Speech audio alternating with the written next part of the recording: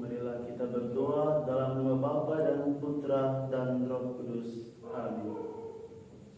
Bapa, berkatilah saya pengakuan saya yang terakhir sebulan yang lalu. Dosa saya ialah melakukan tindakan eutanasia.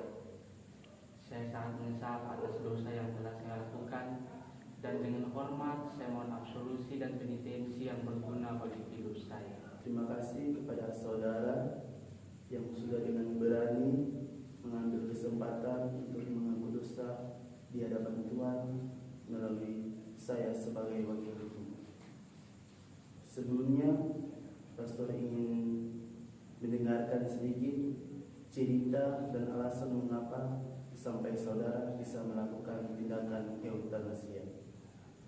Saya tinggal bersama dengan opa saya yang sudah sering sakit-sakitan, yakni sakit gula darah, dan pengobatan itu membutuhkan biaya yang sangat besar, sehingga keluarga kami memiliki kekurangan ekonomi. Maka saya mengambil keputusan untuk membuat dan melakukan tindakan eutanasi. Untuk sepengetahuan kepada saudara, bahwa dalam gereja Katolik mengajarkan untuk tidak melakukan tindakan pembunuhan. Hal itu dijelaskan, diterangkan dengan baik dalam ke-10 perintah Allah.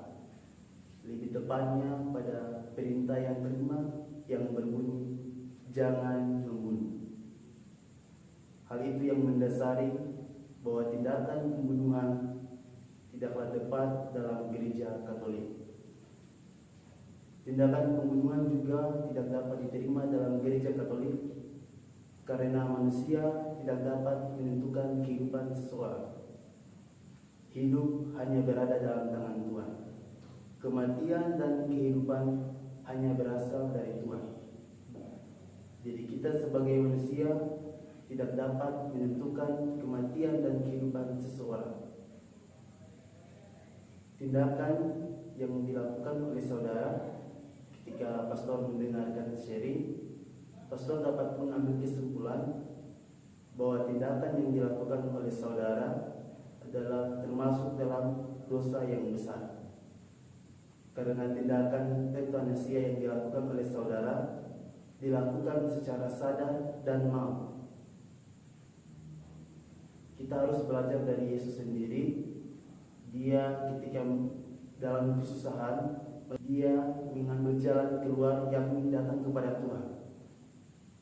Jadi saudara, pastor mengimbau supaya saudara ketika dalam hidup mengalami kesulitan, jalan yang harus ditempuh adalah pertama-tama datang kepada Tuhan. Karena dia adalah jalan kebenaran dan kehidupan. Untuk itu, sebagai penitensinya, saudara diberikan kesempatan untuk menjadi petugas liturgi pada sebulan.